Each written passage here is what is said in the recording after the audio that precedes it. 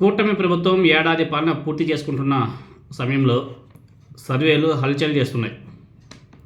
ఏడాది పాలన తర్వాత కూటమి ఎమ్మెల్యేల మీద వారి నియోజకవర్గాల్లో ప్రజలు ఏమనుకుంటున్నారో వెల్లడిస్తూ అనేక సర్వేలు కూడా వాళ్ళ డేటా మొత్తం కూడా రిలీజ్ చేస్తున్నారు. ఇందులో మెయిన్గా చెప్పాలంటే కేకే సర్వే.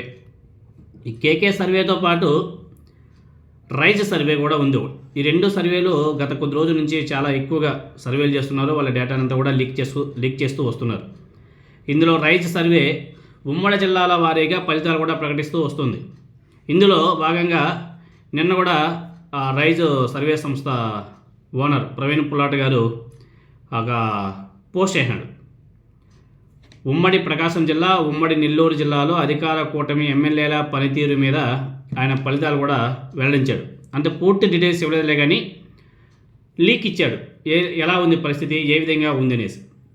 ఇందులో కూటమి ఏడాది పాలన సందర్భంగా ఉమ్మడి ప్రకాశం, నెల్లూరు జిల్లాలో రైజ్ సర్వే చేసినట్లు సర్వేయర్ ప్రవీణ్ పుల్లాట్ గారు చాలా స్పష్టంగా ఒక పోస్ట్ కూడా చేశాడు.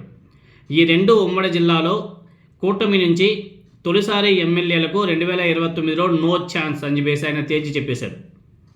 అదేవిధంగా 14 మంది ఎమ్మెల్యేల మీద వ్యతిరేకత గట్టిగా ఉంది. ఎమ్మెల్యేలో మితిమీరినటువంటి సంపాదన పిచ్చి ఇందుకు కారణమని చెప్పేసి కూడా ఆయన స్పష్టం చేయడం జరిగింది. ఏదైతే ఎన్నికల ఖర్చులో బాగా బీభత్సం ఖర్చు పెట్టారో ఆ ఎన్నికల ఖర్చులో తిరిగి రాబట్టుకోవాలనే యావతోనే టార్గెట్ కూడా ఫిక్స్ చేశారంట కూటమి పార్టీలకు చెందినటువంటి ఎమ్మెల్యేలు. దాంట్లో భాగంగానే వాళ్ళు గట్టిగా దోచుకోవడంలో కూడా ఫిక్స్ అయిపోయారు.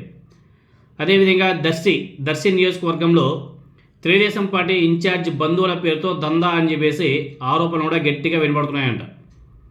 రైజ్ సర్వే విశ్లేషణలో అవన్నీ కూడా బయటపడ్డాయి. అదేవిధంగా వైఎస్ఆర్ కాంగ్రెస్ పార్టీ సీట్లు ఎస్సీ స్థానాల్లో విపక్షం సేఫ్ అని చెప్పేసి కూడా ఆయన చెప్పడం జరిగింది. అంటే ఎస్సీ స్థానాల్లో వైఎస్ఆర్ కాంగ్రెస్ పార్టీ ఈసారి అంటే రాబోయే ఎన్నికల్లో కంప్లీట్గా క్లీన్ స్వీప్ చేస్తుందని చెప్పేసి చెప్పడం జరిగింది.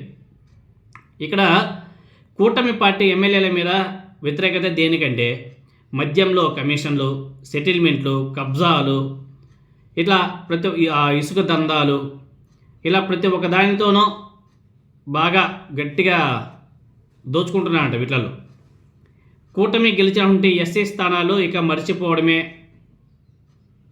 మర్చిపోతేనే మంచిది అని చెప్పేసి ప్రవీణ్ పుల్లాట్ గారు చాలా స్పష్టం చేశాడు.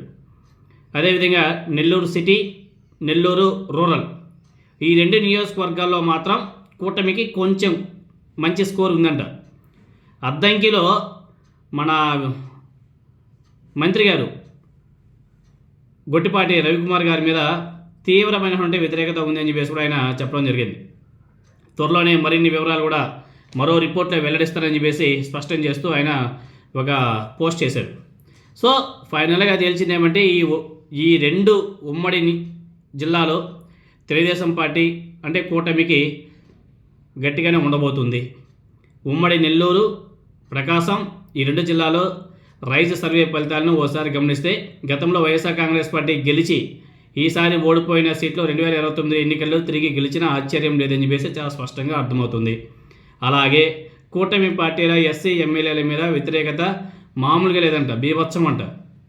దీంతోపాటు మంత్రుల మీద కూడా తీవ్రమైన వ్యతిరేకత ప్రజల్లో ఉందంట.